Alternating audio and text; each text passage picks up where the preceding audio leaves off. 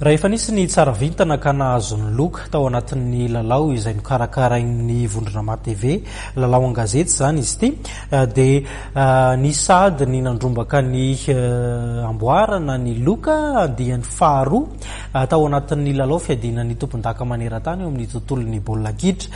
Notolorana ny telo hetsy ariary ny ahafahana mividy ireo kojakoja samihafa anatina tranombarotra izay miara-miasa ao anatin'ity lalao ity zany ny mendrika tao anatin'izany ary ny tenany ihany koa dia nanentana ny rehetra ndray anjara ao anatin'ity lalao ity.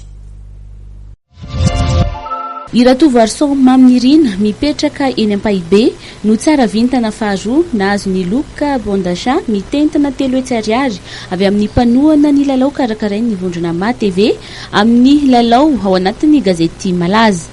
Izy no nahavaly ny fanontaniana tamin'ity herinandro ity dia ny hoe firy ireo ekipa pirenena mandray anjara amin'ity mondial 20 sy 20 ity, ny valiny dia 20 ary izy ihany koa no nanakaiky ny fanontaniana faharoa mahita ny valiny marina izay 190.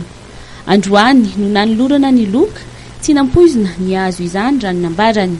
Natonga ny lalao zaho makafy baolina, makafy fanatanjahantena. Dia kanjo moa zaho rehefa misy fandraisana anjara na amin'ny télé ilay amin'ny antso-taribina amin'ny gazety ohatr'ireny dia manao foana. Dia izay natonga nanandray anjara amin'ny ny eritreritra hoe azo ilay tsy tao anaty eritreritra mihitsy satria gazety anankitelo nandraisako anjara. Telo tena dia telo moa zany ny nivadiko nanao anankirina izay. Manainga ny rehetra izy mba hamaky ny gazety Ma-laza sy handray anjara amin'ny lalao. Mampirisika antsika mba hamaky ny gazety Ma-laza. Misy vaovao mahaliana ao, misy kilalao isan-karazany, ndraindray misy kilalao tapoka fifaninanana.